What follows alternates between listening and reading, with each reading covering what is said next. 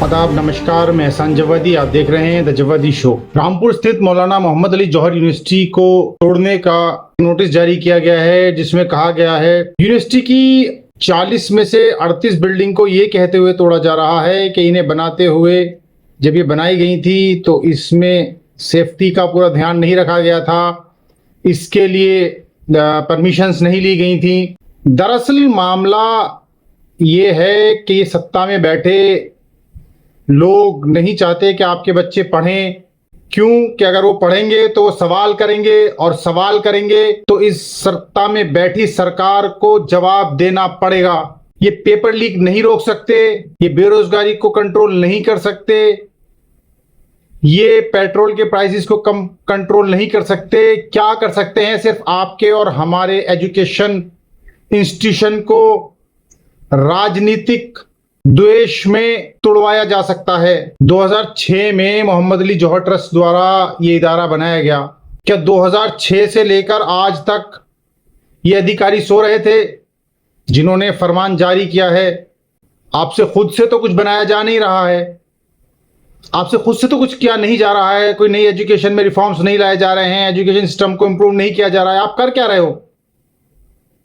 आप तोड़ रहे हो एक यूनिवर्सिटी को, लगभग 20 साल पुरानी यूनिवर्सिटी को। 20 साल से आप सो रहे थे, आप नींद में थे, आप बेहोश थे। क्या राजनीति सिर्फ हमारे बच्चों का फ्यूचर खाने का नाम है? अगर आपसे एजुकेशन नहीं दी जा रही है तो कम से कम इतना तो ना कीजिए कि हमारी एजुकेशन जो हमें मिल रही है उसे हमसे छीन लिया जाए। क्या जिस अधिकारी ने फरमान जारी किया उसने एक बार ये नहीं सोचा कि इस इंस्टीट्यूशन में पढ़ने वाले बच्चों का क्या होगा? 40 में से 38 बिल्डिंग तोड़ देना मजाक चल रहा है कोई? क्या ये अधिकारी जो सत्ता की गोद में बैठ के काम कर रहे हैं, क्या ये नहीं जानते कि सत्ता कभी किसी की नहीं रही? आज जो सत्ता में हैं, जो आपको पालन पोषण दे रहे हैं ऐसे गलत और नाजायज फरमान देने के लिए, कल वो सत्ता से उतरेंगे भी। जब वो सत्ता से उतार दिए जाएंगे तो आप नहीं सोचेंगे कि कल आपके साथ क्या किया जाएगा? या आपको इतना देश की पढ़ाई से आपको इतना दर्द क्यों है? आखिर आप क्यों नहीं चाहते कि देश के बच्चे पढ़ें, आगे बढ़ें? कि अगर पढ़ेंगे तो आपसे सवाल करेंगे, आपकी जवाबदेही मुकर्रर होगी।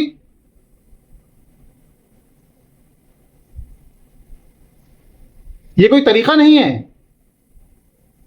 आपसे गैर कानूनी शराब के ठिये नहीं तोड़े जा रहे हैं, आपसे गैर कानूनी खनन नहीं रोका जा रहा है, आपसे भूमाफिया को नहीं रोका जा रहा है। क्या कर रहे हैं आप?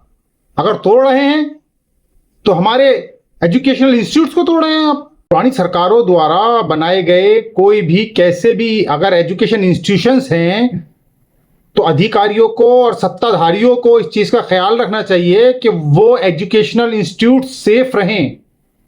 आप उन्हें बढ़ाएं, आप उन्हें आगे बढ़ाएं, बच्चों को पढ़ने का मौका दें। वैसे इस देश में उम्मीद भी क्या की जा सकती है कि जिस देश में सबसे बड़े नंबर्स में स्कूल बंद किए जा रहे हैं, उस देश के ये अनपढ़ अधिकारी, पढ़े लिखे अनपढ़ अधिकारी सिर्फ ऐसे ही फरमान जारी कर सकते हैं कि जिसमें वो एक एजुकेशनल इंस्टीट्यूट को तहस नहस करने की बात कर रहे हैं। अगर गलतियां हुई थी तो गलतियों को सुधारा जा सकता है, उन बिल्डिंग्स को इंप्रूव किया जा सकता है। आज हमारे पास ऐसी टेक्नोलॉजीज हैं। आप कैसे फरमान जारी कर सकते हैं एक यूनिवर्सिटी के लिए? एक यूनिवर्सिटी के लिए ये जो माननीय अधिकारी हैं, इन्होंने भी तो कहीं से शिक्षा प्राप्त की होगी, तो इन्हें शिक्षा का महत्व नहीं पता है क्या? ये शिक्षा प्राप्त करने के बाद भूल गए क्या? सिर्फ इन्हें पैसा दिखाई दे रहा है? क्यों आखिर हमारी कौम के बच्चों को एजुकेशन के लिए भी लड़ना पड़ रहा है?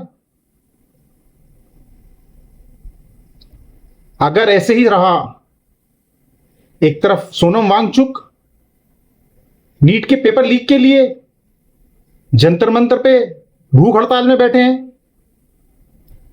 18-19 दिन हो गए उन्हें बैठे हुए। पार्लियामेंट से चंद कदम दूर जंतर मंतर है, एक जाना माना साइंटिस्ट जिसे तमाम बड़े बड़े अवार्ड्स मिले हैं, रोमन मैग्सेसे अवार्ड भी मिला है, वो साइंटिस्ट भूख हड़ताल पे बैठा है पेपर लीक के लिए। और उसकी आवाज पार्लियामेंट तक नहीं जा रही है?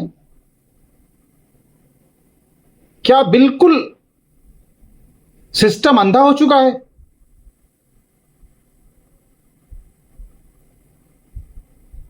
सर्व शिक्षा अभियान चलाने वाले हमारे देश में आज एजुकेशन पे सबसे बड़ा जो तलवार लटकी है, जो एजुकेशन पे लटकी है। पेपर लीक्स हो रहे हैं, लोग सुसाइड कर रहे हैं, बच्चे, घर वालों ने लोन ले लेकर जिन बच्चों को पढ़ाया था, आज वो बच्चे सुसाइड कर रहे हैं। बताइए उन माता पिता का क्या होगा कि जिनके बच्चे भी चले गए और उनके ऊपर कर्जा भी रह गया। कर्जा तो अदा हो जाएगा, लेकिन ये भरपाई हो पाएगी? आप एजुकेशन के नाम पे आखिर देश में इतना डर क्यों है? क्यों सिस्टम नहीं चाहता कि बच्चे पढ़ें? क्यों? क्योंकि अगर वो पढ़ेंगे तो सवाल करेंगे, और आप याद रखिए कि आपके सवाल से कोई भी सरकार हो, आपके सवाल से डरती है। तो सवाल करना बंद मत कीजिए, सवाल करते रहिए, क्योंकि कल अगर सब ऐसे ही तबाह होता रहा तो आप भी अगर सवाल नहीं करेंगे तो आप भी इन्हीं तबाह करने वालों में शामिल होंगे। आदाब, नमस्कार, देखते रहिए द जव्वादी शो।